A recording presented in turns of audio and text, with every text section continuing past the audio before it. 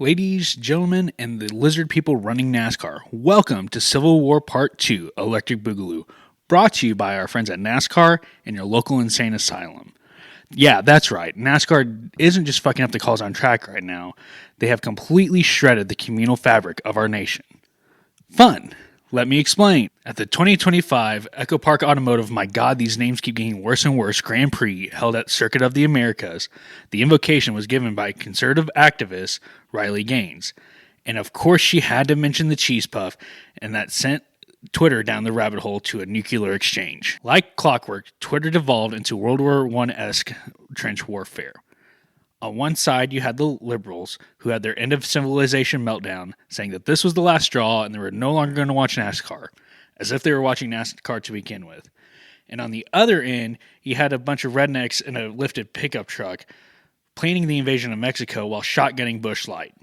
Fun! During all this, somewhere in Florida, Brian France awoken from his drunken slumber to state that the playoffs were still a good idea before passing back out and dreaming up more ways to destroy the sport. Riley Gaines completely shattered the country into a million pieces by praying for the president, when there are about a billion other things that she could have prayed for. And I have a list, just a short list of things that she could have prayed for. NASCAR to stop fucking up the officiating again. NASCAR to fix the short track package.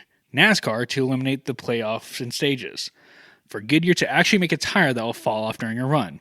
That we would not be subjected to 2 races at Kansas every year. That the McRib would return permanently. That my wife would take us to the Chinese buffet. Yeah, boy. That Fox would have a good race broadcast. That time changes would be eliminated and we all stay on daylight savings. But no, instead we had to pray for the cheese puff and welcome to the nuclear holocaust. So let's move on to the race. And again, it's COTA. It's the first road race of the year. And road races are a coin flip of whether they're going to be good or shit. We'll get to that. So let's start at lap 1. This right here is Ross Chastain. Ross is in the 4th row at the start, and as they come to the start-finish line, you can see him there, and at that point, Ross has 2 choices. He can either A, not completely fuck it into the corner, missing the turn, and T-boning a car, messing up a bunch of people's races, or B, he could be Ross Chastain. Ross decided to choose violence and go with option B. No, God! No, God, please, no! No! No! No! To better understand this, at COTA, turn 1 is up this like 130-foot rise, and when you come to it, it's a sharp hairpin to the left that you have to make it a wide line to get through. Mike Joy, for context, calls this Calamity Corner. At the start of the race, Ross Chastain absolutely sends it up the inside line and takes it 5 wide, coming up to turn 1. Now, he's so close to the turn that there's no way he can make the turn to the left cleanly. And so what does he do? He T-bones it into Chase Elliott, spins Chase Elliott out, that stacks up the rest of the field, fucks up a bunch of other people's races, and just incites the chaos that Ross Chastain is known for. During all this, Denny Hamlin gets eaten alive by Ty Gibbs, which is the second time this season that Ty Gibbs' car has jumped wheels with another car. However, Fox being Fox, we didn't see any of this until finally someone released the in-car camera on Twitter. Due to this obvious crime against humanity, Ross Chastain was publicly burned at the stake. R.I.P. Ross, and shout out to his watermelon. On lap number 4, Ty Dillon pushes Austin Cindric wide at the final turn coming to the start-finish line. Nothing serious, just some hard racing. However, Austin Cindric does not appreciate that and right rears Ty Dillon into the wall, throwing him in front of Zane Smith. This is what we call a dick move. Holy Jesus. What is that? What the fuck is that? Further on in the same lap, Kyle Busch decides to take it off-roading. Now, this is the first time we're running the short course at COTA, but I don't remember dirt racing being a part of it. On lap, I can't be bothered to figure this out anymore. Kyle Larson's pit crew completely fucks up his pit stop. You see the car up on the left-hand side, the jack's under the car, and you see them fumble fucking around with the left rear tire, looking like a bunch of idiots. It took them approximately 8 years to complete that pit stop. He leaves the pits, gets into turn 6A because we have 3 different turn 6s because it's the short track and we can't number freaking turns to save our lives because it's NASCAR, and why would we make sense? But I digress. He gets into turn 6A, gets off into the dirt. Kyle, this isn't your dirt racing car. This is the NASCAR. This is the important car.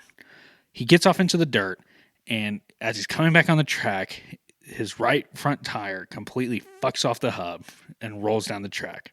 And eventually it finds itself a nice girl, settles down, is getting ready to start a family, but is inevitably drafted into the invasion of Mexico that we're planning, and is ultimately captured by the cartels and publicly executed. The video is released on the internet. RIP Tire, and shout out to its family. During Stage 2, NASCAR decided to have its obligatory officiating meltdown of the week. So during the race so far, Bubba Wallace, Denny Hamlin, and Kyle Larson all got slapped with track limit penalties, meaning they went off the track. However, during Stage 2, they send a note to the broadcasting booth and to all the teams that they're not enforcing track limits in Turn 6. The first of the Turn 6s. Because why would we have consistency in officiating? To remind everyone, this is the same NASCAR that at the Brickyard 400 last year, Chase Elliott sent it a little wide coming out of the pits, and so they give him pass-through penalty because he didn't go in the right spot. Last year at COTA, a bunch of people got track limit violations in the S's because apparently that's the only spot that there's white lines painted on the track. This year at COTA, during this race, there's dirt all over the freaking track because everyone's running wide, getting off the track a little bit to gain a little bit of time. This becomes important later. Apparently NASCAR cannot define what a racetrack is. How about this? Either use the lines that are painted on the track or don't.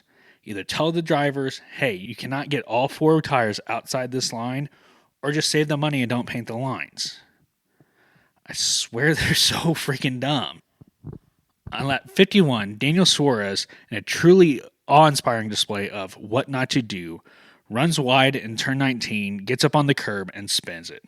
Now, this wouldn't be too bad if it was a harmless little Danica Patrick solo spin. However, Daniel had to make it a team effort. His own teammate, Connor Zilic, who had won the Xfinity race the night before, is the next kind of big thing in road racing for NASCAR. He's 18 years old. He comes around the corner and like a heat-seeking missile hits into the side of Daniel Suárez, ending both of their days. To be fair to Connor, he says he couldn't see Daniel in the smoke. Fair. However, bruh, if you see some smoke right in front of you from a car that spun out, maybe, just maybe, lift a little bit. Just a thought. This catastrophic display earns Daniel Suárez back-to-back honors as the recipient of "This is why no one likes you, you big dumb dipshit" of the week award. And look, Daniel's in a contract year. He doesn't have a seat guaranteed for next year. So he's in negotiations with the Trackhouse right now, and you just wrecked your own teammate after wrecking a bunch of people last week at Atlanta. What the fuck are you doing? Way to go, Daniel. On lap 79, Denny Hamlin, in an absolute textbook display of ARCA brakes, absolutely obliterates Austin Dillon, sending him into the Shadow Realm, also known as the Gravel Pit, where hopes, dreams, and anyone racing Ross Chastain go to die. Meanwhile, Denny drives off like he didn't just commit vehicular manslaughter. All the while, Austin Dillon's in the gravel trap, spinning his tires, throwing a hissy fit. The NASCAR safety team shows up and they tow him out of the gravel pit. Now, I have a question for NASCAR. The damaged vehicle policy this year was changed, that any car that has to be towed to the garage. Even if it's just high-centered or the tires are down, whatever on a normal track, it has to be taken to the garage. No ifs, ands, or buts. And that's been a huge point of contention between the drivers and NASCAR up to this point. So why does a completely different rule get made for the road courses?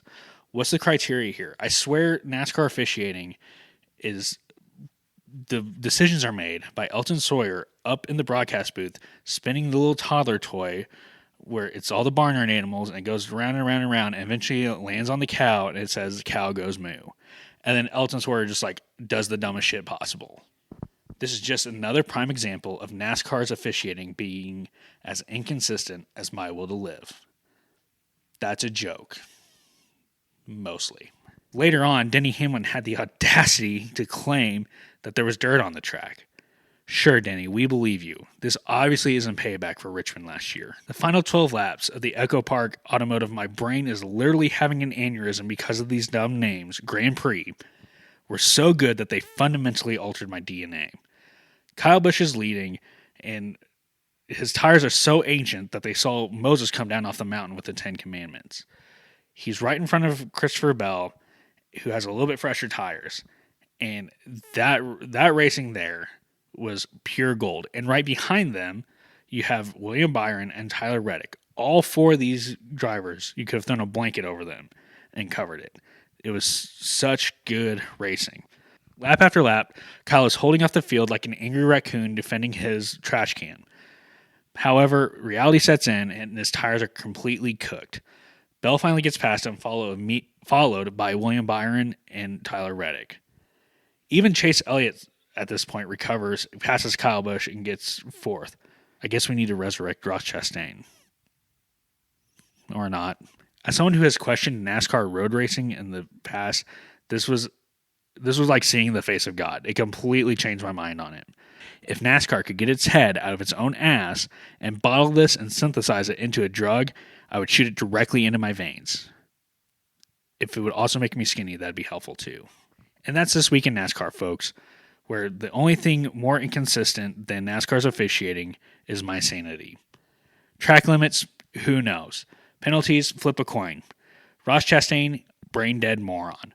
But hey, at least we're all here for the chaos, right? To wrap it all up, since we're in a civil war already because of Ross Chastain and NASCAR and Riley Gaines and the Cheese Puff, I say we go ahead and invade Canada and make it the 51st state. In fact, I just got my draft notice, I think. Not really. Now, I'll see you all in Ottawa. Now, where the fuck is Ottawa?